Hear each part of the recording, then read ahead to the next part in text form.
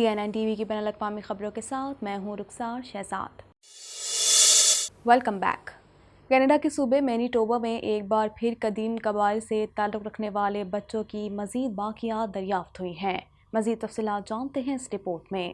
Canada کے صوبے Manitoba میں ایک بار پھر قدیم قبائل سے تعلق رکھنے والے بچوں میں مزید باقیات دریافت ہوئی ہیں۔ شمالی مینیٹوبا کے فرسٹ نیشن کو پتہ چلا ہے کہ کمیونٹی کے ایک سابق رہائشی اسکول میں مزید درجنوں بچے ہلاک ہوئے ہیں، جبکہ پچھلے ریکارڈ میں صرف 30 اموات کا ذکر کیا گیا تھا۔ پیمی سیکامک کے سربراہ ڈیوڈ مانیاس کا کہنا ہے کہ کیوتن لی پاس کے آرچرڈ یوسیس نے ریکارڈ شیئر کیا ہے، جس میں انکشاف کیا گیا ہے کہ 1912 سے 1967 کے درمیان کراس لیک ریزیڈینشل اسکول میں 84 طلبہ ہلاک ہوئے۔ مانیاس نے کہا کہ اس سے آپ کو غصہ بھی آتا ہے، اگرچہ انہوں نے کہا کہ وہ دستاویزات شیئر کرنے پر اس ڈیوائسز کی تعریف کرتے ہیں۔ انہوں نے کہا کہ ریکارڈ میں ان بچوں کی فہرست دی گئی ہے جن کا انتقال ہوا اور ان کی موت کیسے ہوئی۔ مانیاس نے کہا کہ کچھ لوگوں نے صرف پہلے نام لکھے اور شاید ان میں سے ایک چوتھائی کے پورے نام موجود تھے۔ انہوں نے کہا کہ ان معلومات نے مشکل یادوں کو جنم دیا۔ وہ ایک ڈے اسکول سے بچ جانے والوں میں سے ایک ہیں۔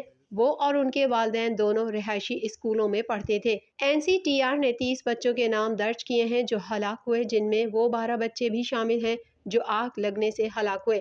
یہ واضح نہیں ہے کہ آیا ان بچوں کو تازہ ترین دستاویز میں شامل کیا گیا ہے یا یہ اس کے علاوہ ہیں۔ تاہم NCTR کا کہنا ہے کہ اس نے اب تک اپنے پاس موجود ریکارڈز کے صرف ایک حصے پر کارروائی کی ہے۔ مانیاس نے کہا کہ لوگ اس بارے میں معلومات لے کر سامنے آئے ہیں کہ بچوں کی تدفین کہاں ہو سکتی ہے، اور فرسٹ نیشن نے تحقیقات کے لیے ریڈار آلات والی کمپنی سے رابطہ کیا ہے۔ کینیڈین وزیر اعظم کے دفتر کی جانب سے کہا گیا ہے کہ ٹروڈو کی نئی کابینہ 22 نومبر کو دوبارہ حلف اٹھائے گی۔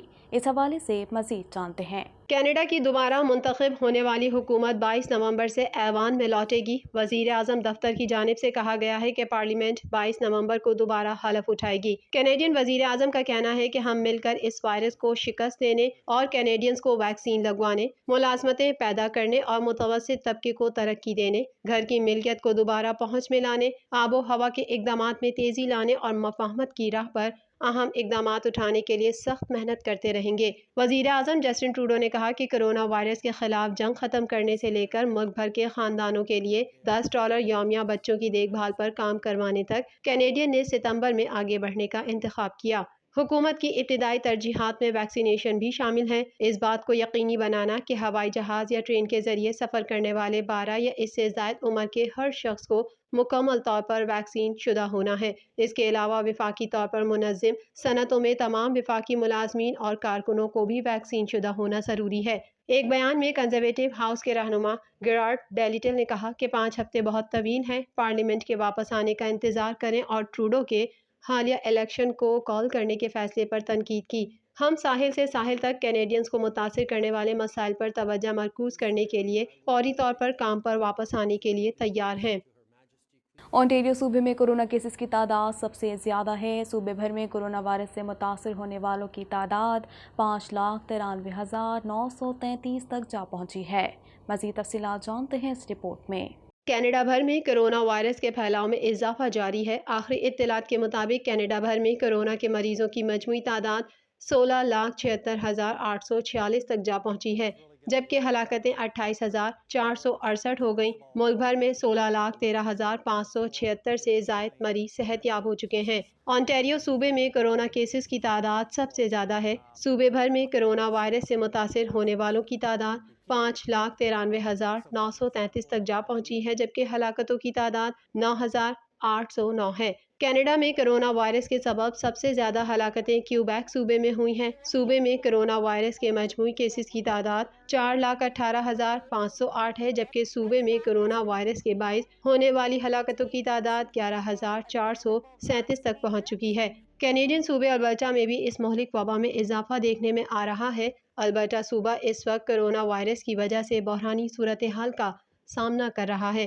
صوبے میں 3,14,252 افراد کرونا وائرس سے متاثر ہوئے ہیں، جبکہ 2,946 افراد ہلاک ہو چکے ہیں۔ برٹش کولمبیا میں کیسز کی تعداد 1,96,233 ہے، جبکہ صوبے میں کرونا وائرس سے ہونے والی ہلاکتوں کی تعداد 2,055 ہے۔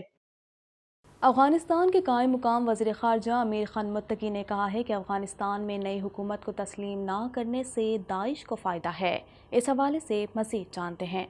افغانستان کے قائم مقام وزیر خارجہ امیر خان متقی نے کہا ہے کہ افغانستان میں نئی حکومت کو تسلیم نہ کرنے سے داعش کو فائدہ ہے۔ امیر خان متقی نے ترک میڈیا کو انٹرویو دیتے ہوئے کہا کہ افغانستان کی حکومت کو تسلیم نہ کرنا افغانوں کے حقوق سلب کرنا ہے اور اس صورتحال نے افغانستان کی معیشت پر منفی اثر ڈالا ہے۔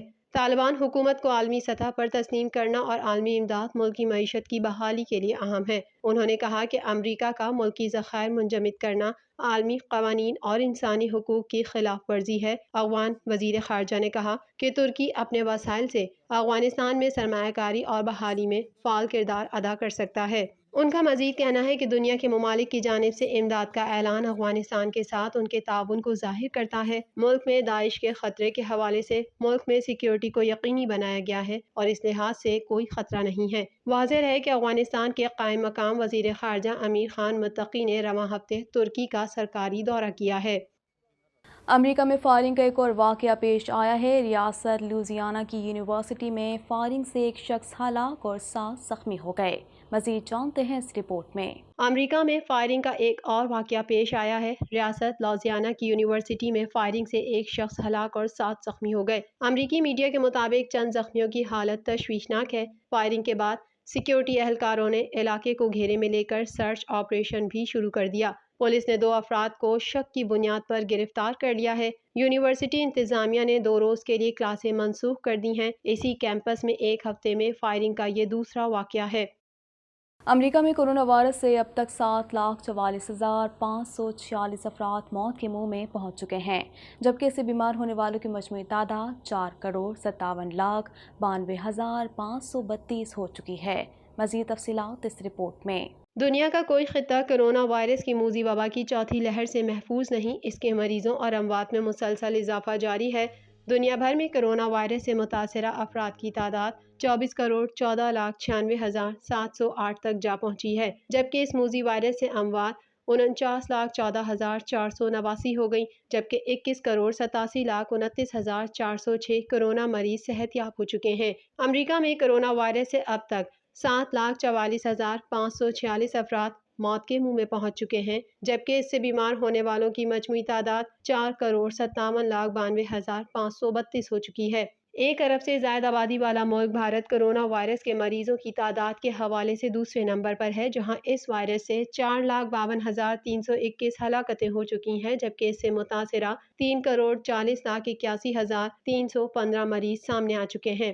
کرونا وائرس کے مریضوں کی تعداد کے حوالے سے ممالک کی اس فہرست میں برازیل تیسرے نمبر پر ہے، تاہم یہ اموات کے حوالے سے فہرست میں دوسرے نمبر پر ہے، جہاں اس جان لیوا وائرس سے 6,03,324 ہلاکتیں ہو چکی ہیں، جبکہ اس کے متاثرہ مریضوں کی تعداد 2,16,44,464 ہو گئی۔ ترکی میں کرونا وائرس سے اموات 67,623 تک جا پہنچی ہیں، جبکہ کیسز 76,54,277 ہو چکے ہیں۔ ایران میں کرونا وائرس سے کل اموات کی تعداد 1,24,075 ہو گئی، جبکہ اس کے کل کیسز 57,84,815 ہو گئے۔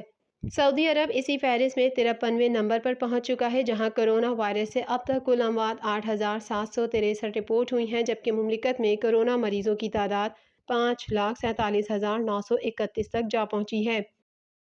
TNN ٹی وی کے نیوز بلیٹن سے فی الوقت اتنا ہی۔ مزید خبروں اور اپڈیٹس کے لیے دیکھتے رہیے TNN ٹی وی۔